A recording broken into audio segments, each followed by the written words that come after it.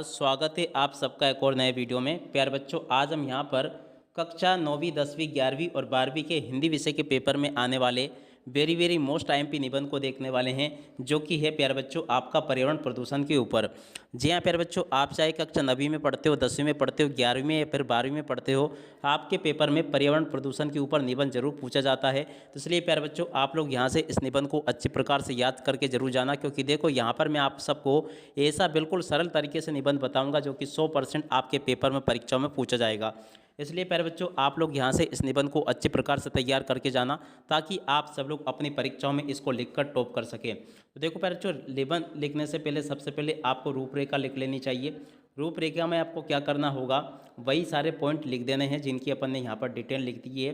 तो इनको यहाँ से आप लोग इस प्रकार से लिख सकते हो, ठीक है। रूपरेखा लिखने के बाद में आपको क्या करना है, यहाँ से पहला वाला पॉइंट उठाना है और उसकी डिटेल करनी है। इस प्रकार से फिर आपको इसको निबंध को लिखना होता है।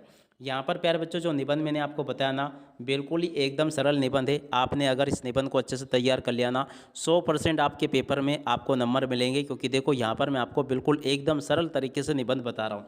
देखो निबंध में आपको क्या करना है, सबसे पहला पॉइंट है आपका प्रस्तावना वाला, ठीक है ना।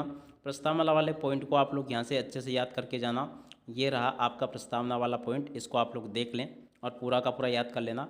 ये पूरा का पूरा प्यारे बच्चों आपका प्रस्तावना वाला पॉइंट है। क्या लिखा है इसमें, पर्यावरण का अर्थ है परिधन आवरण, अर्थात हमारे चारों ओर का वही घेरा जिसमें जीव जंतु पेड़ पौधे प्राकृतिक संसाधन शामिल है। जब मानव गतिविधि के कारण इस पर्यावरण के हानि तत्व समावेश हो जाता है, जिससे जीवन पर नकारात्मक प्रभाव पड़ने लगता है, तो इसे हम प्रदूषण कहा जाता है। ये वर्तमान समय की सबसे गंभीर वैश्विक चुनौती है, ठीक है। तो इसको आप लोग प्यारे बच्चों यहाँ से याद कर लेना।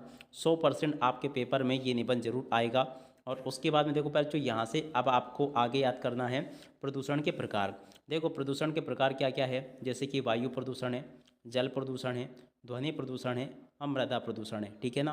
तो यहाँ से आप लोग प्यारे बच्चों इनको याद कर लेना। ये सारे के सारे प्रदूषण मैंने आपको बता दिए, ये प्रदूषण के प्रकार आपके हो जाएंगे, ठीक है। और उसके बाद में देखो प्यारे बच्चों, यहाँ से आप लोग इसको भी याद करके जाना। देख सकते हो क्या लिखा है, प्रदूषण के कारण और दुष्प्रभाव।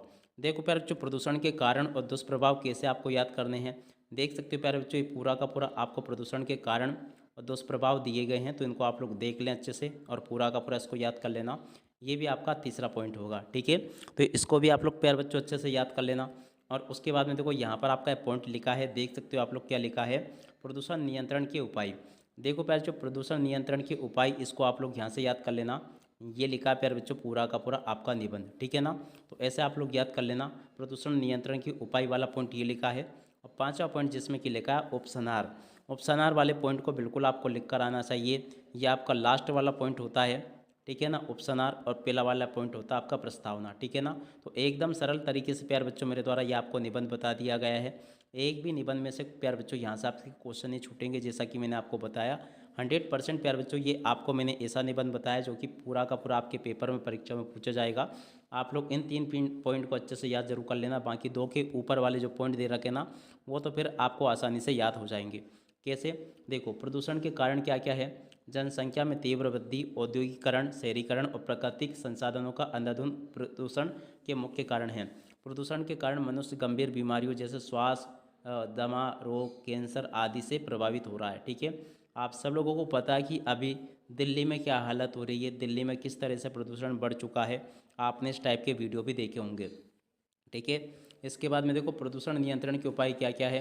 तो देखो यहाँ से आप लोग इस पॉइंट को याद कर लेना। पूरा का पूरा आपको ये प्रदूषण निबंध के ऊपर ये लिख देना है। और उसके बाद में देखो उपसंहार वाले पॉइंट को यहाँ से देख कर लिख देना। ये भी मैंने पूरा बता दिया आपको। अब चलो अब इसी के साथ में इस वीडियो को यहीं पर पूरा करते हैं।